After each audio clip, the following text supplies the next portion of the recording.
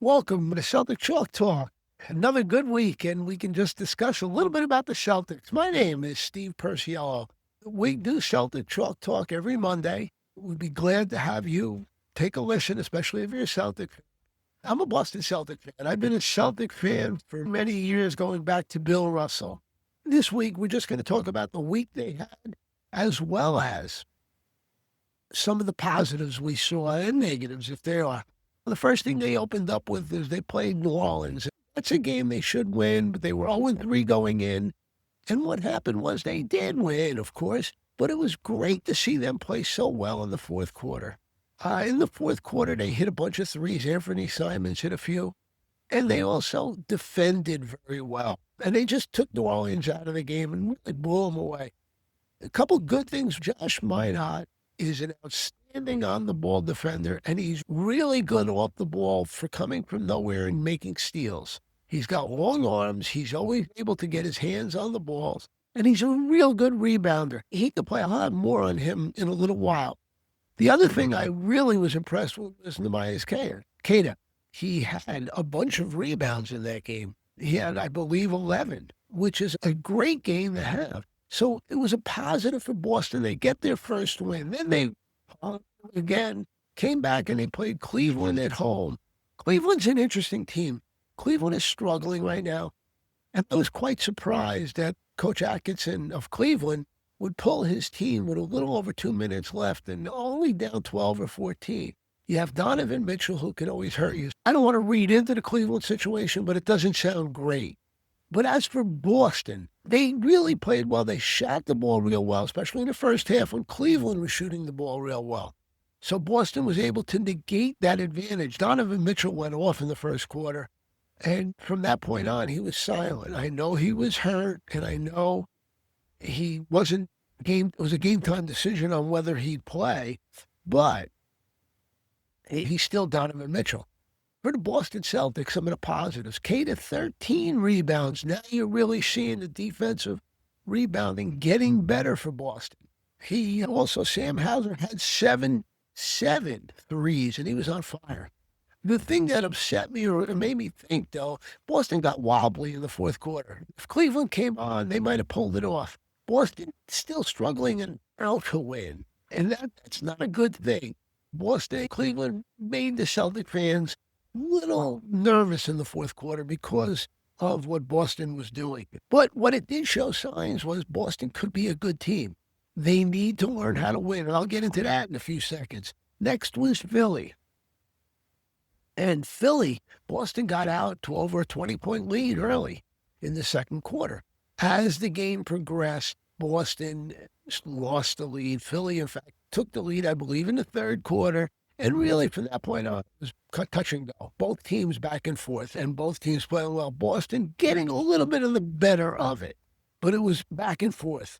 The things that impressed me were Hugo and Minot. They just bring so much energy. And if you've ever played the game, you understand guys with high energy on your team make you play that way. And that's what they're good at. The negative. Down the stretch, Jalen Brown missed a foul shot. Minot missed two, and both times they could have really put Philly away.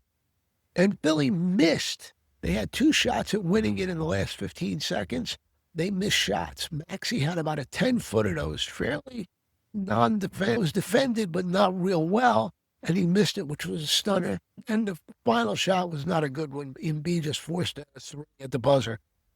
The problem here, when you miss three foul shots down the stretch, what does it tell you? It'll tell you have a team that's talented because they had the lead, but they don't know how to put a team away. And that is an important thing in being a good team.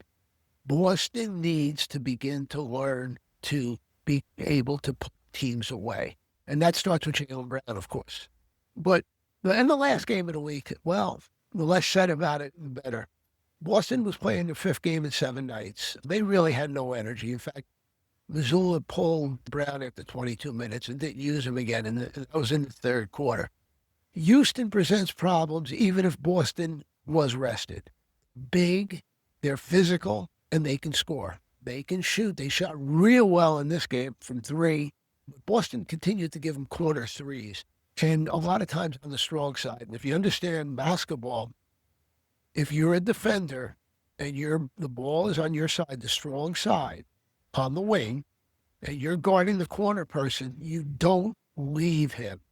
You don't leave him. Boston did that continuously in the third and throughout the game. And they were getting wide open threes, and Jabari Smith, even Thompson, who's not a great shooter, were cashing in on it. Boston's got to fix that. That's just a mistake they continue to make. But don't forget, Houston had 2 days off. They came in strong and ready. Boston, coming off a tough win against Philly, wasn't strong and ready. Naturally, in a game like that with a good team, you're in trouble. And Boston was in trouble, and they tried, but they just couldn't compete on that giving night. Now, let's talk about some of the positives and things that are going on. Jalen Brown is getting better and better as the Boston Celtic go-to guy. You have to remember Jalen Brown was never, it was always Tatum, the go-to guy. He's starting to pick it up. He's scoring. He's doing a lot of things, and he's leading. And he's also defending at a good level for a star player. He will get better and better as time goes on.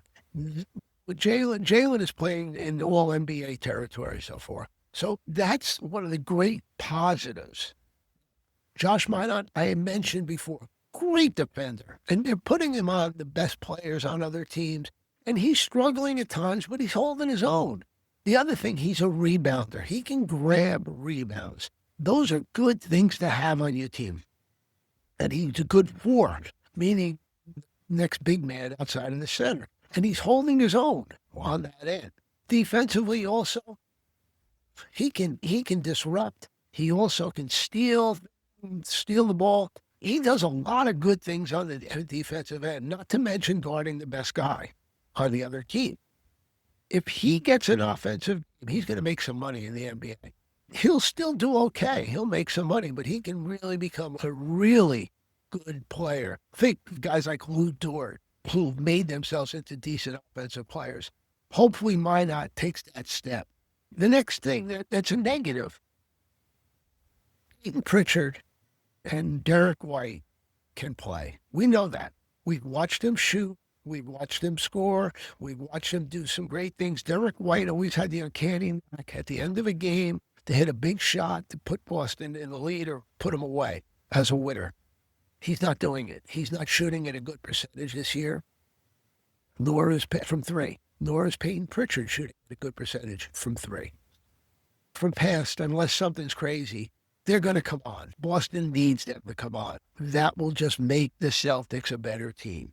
The other one is Hugo Gonzalez. Hugo is a good defender. He's raw. He's all over the place on the court. He commits a lot of fouls. The only way for someone that's raw to get better is to be on the court. I hope Boston continues to use him, but I also hope that he goes down to Maine and gets a lot of playing time. He needs to be on the court. He's shown the ability to make a three. He's shown some offensive ability. Boston doesn't need that right now, though. They need his defense and energy. And he's got that. It's just got to come on each week and each game. He will get better. Be patient. He's a rookie. He's playing, 7 NBA, not even 7 because he sat out to 5 NBA games. So give that time and it'll be fine. The last one is NES Kda. Kda had an interesting week. He had 11 rebounds against New Orleans, 13 against Philly, and really looked like he was coming on. He does show signs of being good. 2 things I would suggest for the Celtics to do. He needs more playing time, more than 25 minutes a night. He needs to go for 35 or 30 like a player does. The other thing is, if he's going to be good, he's got to bring it every night. The last 2 games of the week against Philly and New Orleans, he only had 4 rebounds. They need him to rebound. They need him to do the extra things on the court, which brings me to the last defensive rebounding, which I talked ad nauseum about last week. Boston improved a lot. I'm reading off something here. Boston defensive rebounds in the last couple of games, 82% of the rebounds against New Orleans, 80 against Cleveland, 81 against Philly. All great numbers. The last one, not good. 72 against Houston. I look at that as tiredness and Houston being bigger and more physical.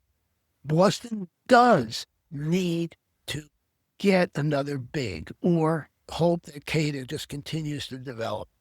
Now, last thing, what those 4 games last week did was open my eyes.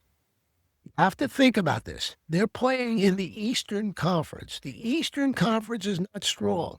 The Knicks and Cleveland are struggling. What I thought would be a wasted year isn't. In other words, a developmental year. I think this team, as constituted, and if Tatum comes back, can make trouble in the East. They have some offense. They need more rebounding, but they have things that are good, and they can hold their own against the good teams in the East. I don't know if they can play against some of the good teams in the West, but they can hold their own. They just need to continue to play and get better. And I want to say most importantly, I don't think this is a throwaway year. I think they could be a problem for a lot of teams in the division. It depends on a lot of things. One of them is Kda just continuing to develop. The other is Jalen Brown just continuing to be the go-to guy and the player.